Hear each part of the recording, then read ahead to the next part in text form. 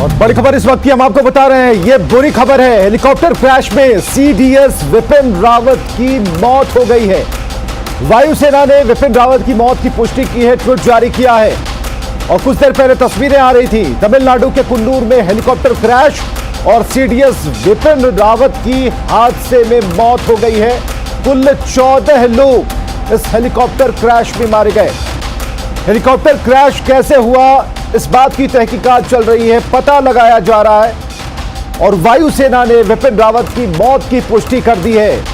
तमिलनाडु के कुन्नूर में करीब 12:20 पर हेलीकॉप्टर क्रैश हुआ। कुल 14 लोग सवार थे।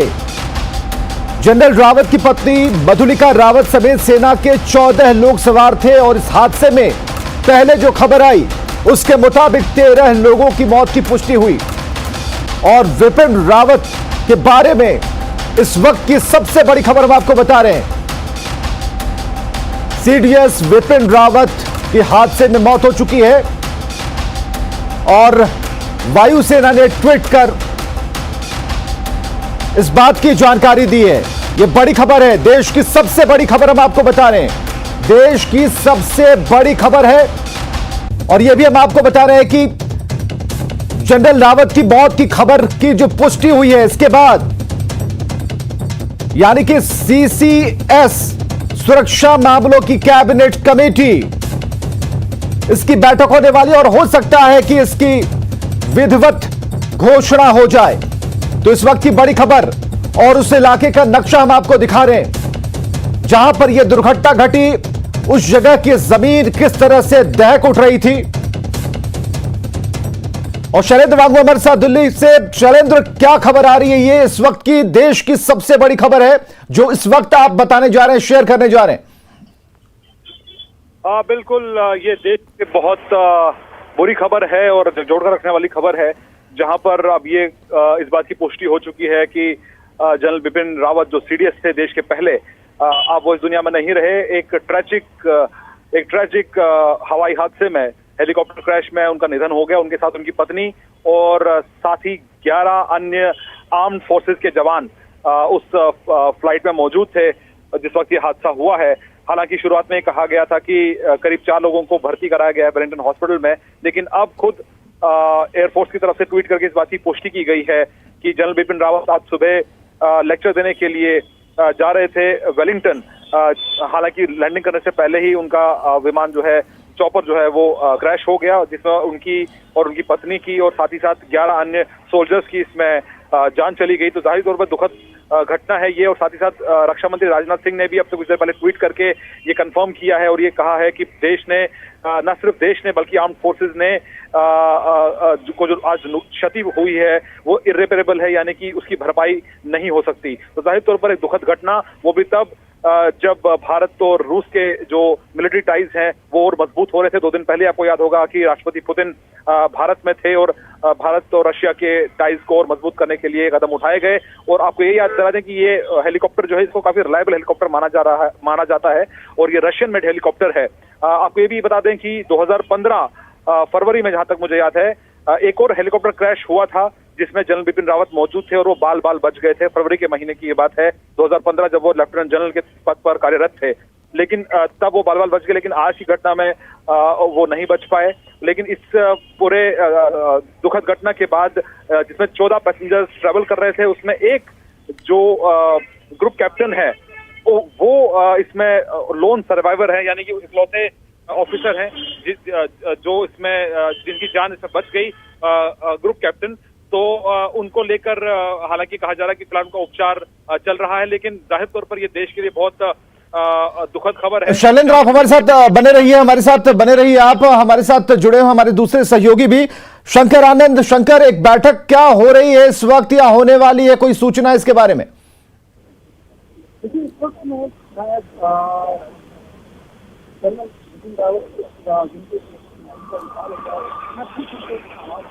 शंकर, आपकी आवाज स्पष्ट तौर पर नहीं आ रही है।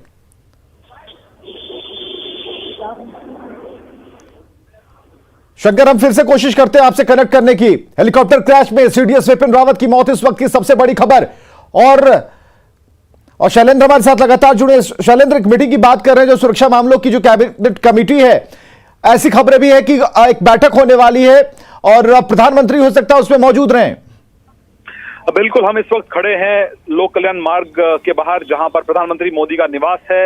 और हमारे पास जो इन्फॉर्मेशन आई थी उसके मुताबिक आज 6:30 बजे वो मीटिंग जो है वो शुरू हो चुकी है। आपको अपडेट करना चाहूंगा, शुरू हो चुकी है बैठक, जिसमें प्रधानमंत्री मोदी खुद मौजूद हैं, अध्यक्षता कर रहे हैं। साथ ही साथ सीसीएस के जो मेंबर्स हैं, जिसमें गृह मंत्री अमित शाह, रक्षा मंत्री राजनाथ सिंह, वित्त मंत्री निर्मला सीतारमन और विदेश मंत्री एस जयशंकर इस बैठक में शामिल है। साथ ही साथ एनएसए अजीत डोभाल भी इस बैठक में शामिल है। तो जाहिर तौर पर आज की इस बैठक में इस पर जरूर विचार होगा कि जिस तरह से ये इस हेलीकॉप्टर का काफी रिलायबल माना जाता रहा है, खुद प्रधानमंत्री मोदी भी इसी हेलीकॉप्टर से बहुत बार ट्रैवल कर चुके हैं, तो जाहिर तौर पर इससे सवाल खड़े होते हैं। और साथ ही साथ क्योंकि ये अनप्रेसिडेंटेड है, यानी कि इससे पहले कभी ऐसा हादसा नहीं हुआ है जिसमें देश के सिटिंग मिलिट्री ऑफिशियल किसी क्रैश में इस तरह से जिनकी जान गई हो, तो उसको लेके प्रोटोकॉल आगे क्या होगा, क्योंकि उसके बाद जो उनके फाइनल राइट्स होंगे उसके लिए क्या कुछ तैयारियां की जानी चाहिए, कैसी तैयारियां होंगी, उनको देश कैसे आखिरी सलाम देगा। बिल्कुल शैलेंद्र, अब हम जरा बात करते हैं, एक मिनट, एक बड़ी खबर आ रही है, उस हम जरा लेने की कोशिश करते हैं शंकर आनंद से। शंकर आनंद, जरा हमें बताइए कि मीटिंग की बात तो है, जो शैलेंद्र वांगू ने कहा कि मीटिंग शुरू हो चुकी है, लेकिन कारणों को अभी भी तलाशा जा रहा है, उसे छोड़ा नहीं गया है, उसके कई एंगल्स हो सकते हैं जिस पर हमने इतना भरोसा किया, वो आखिर कैसे दुर्घटनाग्रस्त हो सकता है, वो हेलीकॉप्टर कैसे दुर्घटनाग्रस्त हुआ, इस बात की तहकीकात चल रही है, लेकिन कई खबरें आपके कानों तक पहुंच रही होंगी, क्या खबर है?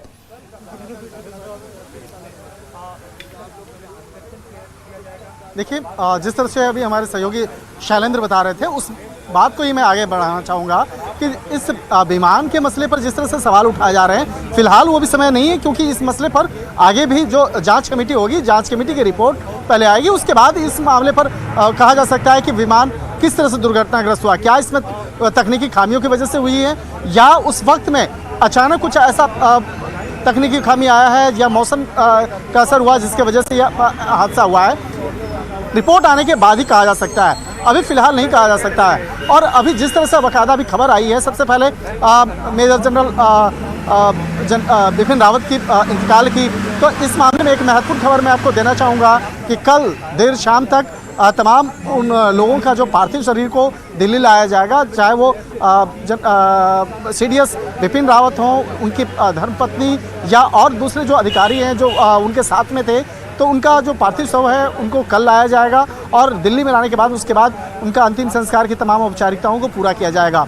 और इस वक्त में मैं सीडीएस बिपिन रावत के आवास के ठीक बाहर हूँ, जहाँ पर एक सन्नाटा सा पसरा है, घर के अंदर सन्नाटा। और बिल्कुल शंकर, हम चाहेंगे कि उन तस्वीरों से जोड़िए, दर्शकों को जोड़िए, उन तस्वीरों से जोड़िए जहाँ पर आप खड़े हैं।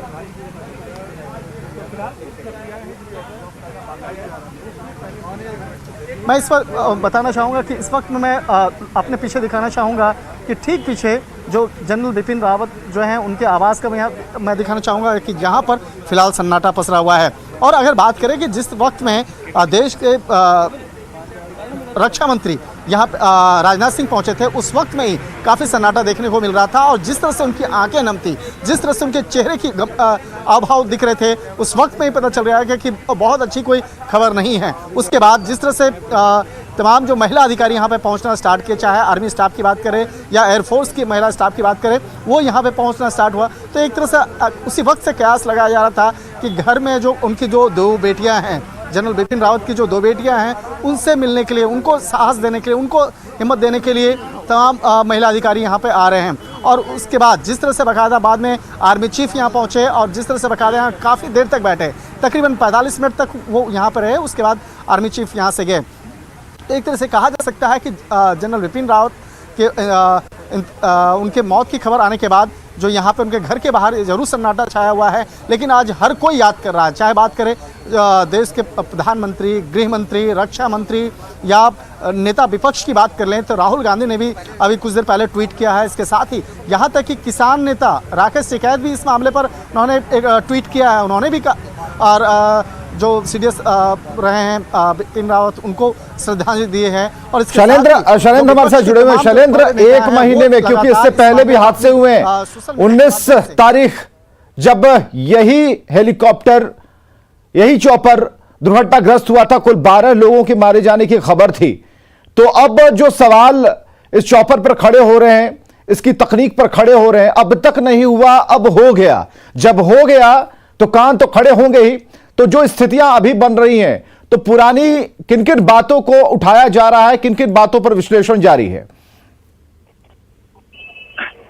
आप अपना सवाल दोहरा सकते हैं? आपने किस क्रैश की बात करी? बिल्कुल, हेलीकॉप्टर क्रैश के बारे में बात कर रहे हैं हम। शैलेंद्र, हम कह रहे हैं कि MI, आप सुन पा रहे हैं?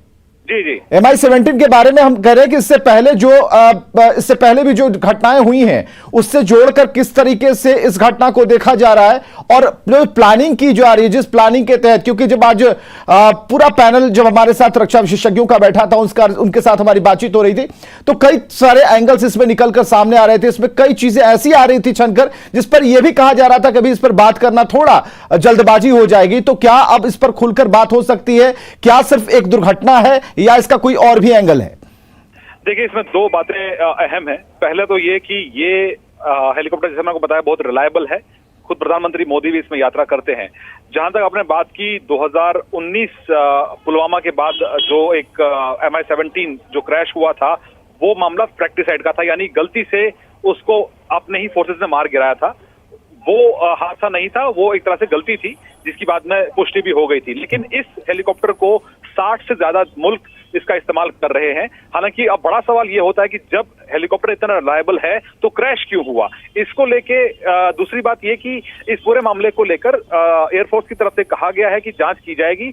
हालांकि सवाल कहीं खड़े होते हैं कि अगर ये इतना कामयाब हेलीकॉप्टर है, रशियन मेड हेलीकॉप्टर है, और इसको बहुत रिलायबल और स्टेबल हेलीकॉप्टर बताया जाता है, तो फिर ये क्रैश क्यों हुआ? इन तमाम सवालों को जवाब देने के लिए जांच के आदेश दे दिए गए हैं जाहिर तौर पर। लेकिन अब सवाल कहीं ना कहीं ये भी खड़ा होता है कि अगर जिस हेलीकॉप्टर में अगर प्रधानमंत्री मोदी खुद यात्रा करते हैं कई बार, अगर वो दुर्घटनाग्रस्त होता है और वजह पता नहीं चलती है, तो उस पर कई सवाल खड़े होते हैं। उन सवालों का डिपार्टमेंट है आर्ट, लैंग्वेज एंड कल्चर, उनके तरफ से भी इसमें अपने आप को जोड़ा गया, और हमारे हिमाचल के जो फेडरेशन है यहाँ की, उन सब लोगों ने इसमें जुड़ करके जो काम किया है वो बहुत ही सराहनीय है। तो इस वक्त आप सुन पा रहे थे जेपी नड्डा साहब को, और उन्होंने कहा कि अभी सारी चीजों पर अभी बातचीत चल रही है, गहन परीक्षण चल रहा है, और सभी मामलों को लेकर, खासकर जो वहां पर तत्काल व्यवस्थाएं जिस तरह से आसपास के लोगों ने शुरू की, उसके लिए भी उन्होंने अपनी बातें रखी हैं। शैलेंद्र, प्रतिक्रियाओं का दौर शुरू हो गया है, और जो रिएक्शन आ रहे हैं उसमें सभी लोग मरमहा थे इस घटना को लेकर, क्योंकि CDS विपिन रावत और उनका जो कद था, जो उनकी पोस्ट थी, जो कार्य करने की जो उनकी क्षमता थी, और जो एक फुटेज हमारी आंखों के सामने से गुजरा जब उनके शरीर को ले जाया जा रहा था, उस वक्त भी जो सांसें चल रही थी उसमें एक हिम्मत दिखाई देती थी। तो विपिन रावत को जानने वाले, उनको करीब से देखने वाले लोगों के बारे में, या फिर उनसे जब आपकी बातचीत हुई होगी, टेलीफोनिक बातचीत हुई होगी, क्या कहना था उनका? शैलेंद्र, शंकर, यही सवाल हम आपसे करना चाहेंगे। अभी तक जो रिएक्शन आ रहे हैं वो लगातार आते जा रहे हैं, लेकिन हम आपको एक बात जरूर हम कहना चाहेंगे कि जो CDS विपिन रावत का जो कद था, जो एक हिम्मत तो उनके चेहरे पर दिखती थी, और जो गतिविधियां रहीं, जो रक्षा मानकों को एक ऊंचाई पर ले जाने को लेकर काफी थी, और उसके आगे बियॉन्ड जाने की भी ताकत दिखती थी उनके चेहरे पर। तो जो उनके जुड़े हुए लोग थे, जो उनके दोस्त थे, या फिर जो उनको करीब से देखते थे, जानते थे, जब टेलीफोनिक बात आपसे हुई या फिर ये सूचनाओं का आदान प्रदान हुआ, तो क्या पहली बात निकली? क्या कोई ऐसी बातचीत हुई बीच में?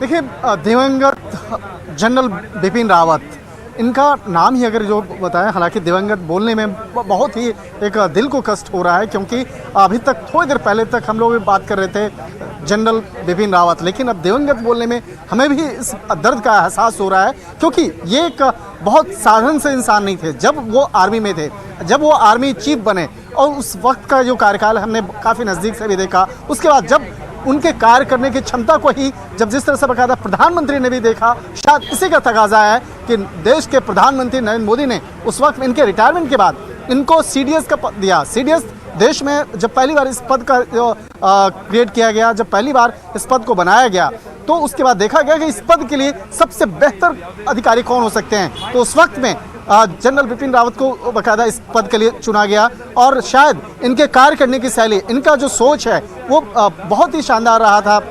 शायद इसी का तकाजा है कि सीडीएस पद के लिए सबसे उपयुक्त उम्मीदवार के तौर पे, सबसे बेस्ट उम्मीदवार के तौर पर उस वक्त में बिपिन रावत को चुना गया। और जब उन्होंने इस पद को संभाला, पद का गरिमा की बात मैं बताना चाहूँगा, चाहे जल हो, थल हो या वायु हो, वहाँ के चीफ को किस तरह से बाकायदा एक कोऑर्डिनेट करना है, आपस में कोऑर्डिनेट करना है और किस तरह से देश की सुरक्षा प्रणाली को और ज़्यादा मजबूत करना है, उसको बेहतर तरीके से अंजाम देने के लिए बिपिन रावत जाने जाते थे। और निश्चित तौर पे अब जिस तरह से बाकायदा उनके इंतकाल की खबर आई है और जिस तरह से बाकायदा ये पूरा अब मामला है, अब इस मामले में देश के प्रधानमंत्री, गृह मंत्री और रक्षा मंत्री वो सब बैठ करके इस मामले पर चर्चा करेंगे कि इस मामले पर आगे अब अगला सीडीएस का चार्ज किनको देना है, किनको इस पद के लिए उम्मीदवारी घोषित करनी है। निश्चित तौर पे नाम की जो चर्चाएं हैं वो शुरू हो चुकी हैं। इस मामले पर कल जो है अंतिम संस्कार की जो के लिए तमाम जो औपचारिकता हैं वो पूरी की जाएगी। कल देर शाम तक उनका पार्थिव जनरल बिपिन रावत और उनकी धर्मपत्नी का जो पार्थिव शरीर दिल्ली लाया जाएगा। इसके साथ ही अन्य जो अधिकारी हैं उनका भी शव लाया जाएगा, पार्थिव शव लाया जाएगा। उसके बाद फिर अंतिम संस्कार की औपचारिकता जो है उसको पूरी की जाएगी। शंकर 3:30 से 4 बजे के बीच में ऐसा लग रहा था कि बयान जारी होगा, लेकिन तुरंत ऐसी खबरें आई कि राजनाथ सिंह कल बयान जारी करेंगे। उस बयान में क्या होगा, कौन सी बातें होंगी, शोक के अलावा और क्या बातें हो सकती हैं?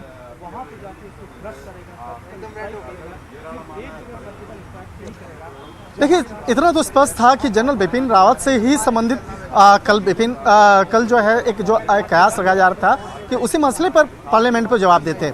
लेकिन जिस तरह से बाकायदा उनकी जो सेहत लगातार गिरती चली गई है और उसके बाद जिस तरह से उनके इंतकाल की जो खबर आई, तो इस खबर को रोक पाना बहुत मुश्किल है, क्योंकि देश जो है तमाम जो लोग उनके स्वास्थ्य को लेकर उनको लिए बाकायदा अरदास कर रहे थे, प्रार्थना कर रहे थे।